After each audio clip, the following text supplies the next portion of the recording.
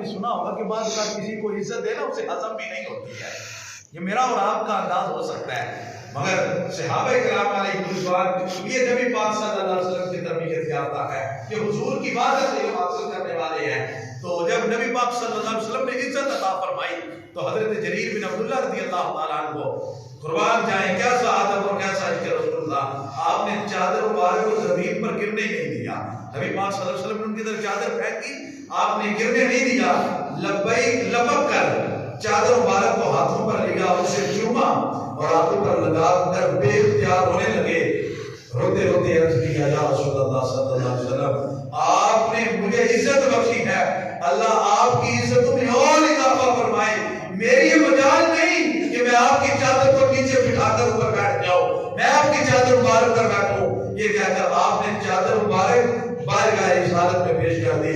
اس پر اللہ پاک کے آخری نبی رسول ہاشمی صلی اللہ علیہ وآلہ وسلم نے فرمایا اذا اتاکم کریم قوم اذا اتاکم کریم قوم فاکرموہ. نبی پاک صلی اللہ علیہ وسلم نے ارشاد فرمایا جب تمہارے پاس کوئی قوم کا عزت دار بندہ آئے، جب تمہارے پاس قوم کا کوئی عزت دار بندہ آئے تو تم پر لازم ہے کہ تم اس کی عزت کرو، تم اسے پروٹوکول دو، تم اسے عزت بخشو، اسے ادب کی جگہ پر بٹھاؤ. یہ نبی پاک صلی اللہ علیہ وسلم نے ہمیں ایک مومن کا ادب کرنا سکھایا، ایک مسلمان کی عزت کرنا حضور علیہ السلام نے سکھایا. اور جسے عزت دی جائے اسے بھی چاہیے کہ اگر عزت دینے والا اس سے بڑا ہے تو ادب کیا جائے، اگر عزت دینے والا چھوٹا ہے تو اسے پیار محبت اور شفقت والا انداز اپنایا جائے. یہ حضور علیہ السلام کے پیارے اخلاق سے ہمیں یہ بات سیکھنے کو ملتی ہے. تو ہمیں ہر ایک مسلمان کی عزت کرنی ہے. اللہ ارشاد فرماتا ہے وَلِلَّهِ الْعِزَّةُ وَلِرَسُولِهِ وَلِلْمُؤْمِنِينَ. عزت اللہ کی ہے، اللہ کے رسول کی ہے اور سارے مسلمانوں کی ہے، سارے مسلمانوں کی ہے. عزت کے حقدار ہے ہر مسلمان، غریب ہے، فقیر ہے، پیشہ کوئی بھی ہے، ذات کوئی بھی ہے.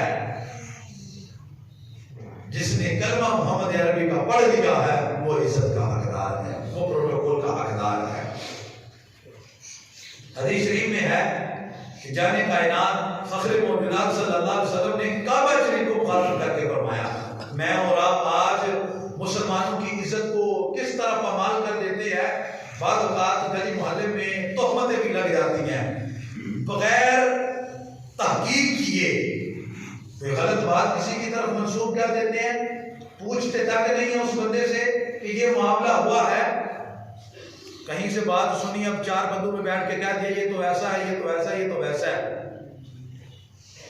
اس کے گھر کے معاملات ایسے ہیں، یہ ویسا ہے، اس کا اخلاق ماں باپ کے ساتھ اچھا نہیں ہے، یہ ایسے ہے، یہ ویسے ہے. حالانکہ بات ہو سکتا ہے سچ ہے، یہ جھوٹ ہے، یہ تو علیحدہ معاملہ ہے نا. چار بندوں میں بیٹھ کے اس کی عزت پامال کریں گے، اس کی عزت اچھالیں گے. اگر کسی کا کوئی گناہ پتہ چل گیا لوگوں میں بیٹھ کے باتیں کریں گے، عزت خراب کریں گے مسلمان کی. سنیں رسول خدا صلی اللہ علیہ وسلم کا ارشاد کعبہ شریف کو مخاطب کر کے آج ہر مسلمان کی طرف ہے، دل کی تمنا ہے کاش اسے اس گھر کی زیارت نصیب ہو جائے، حرمین میں نمازیں ادا کرنے کی توفیق مل جائے، کعبہ شریف سے لپٹ جائے. رسول خدا کا فرمان سنیں، مسلمانوں کی عزت خراب کر دینا کتنا بڑا گناہ کا کام ہے.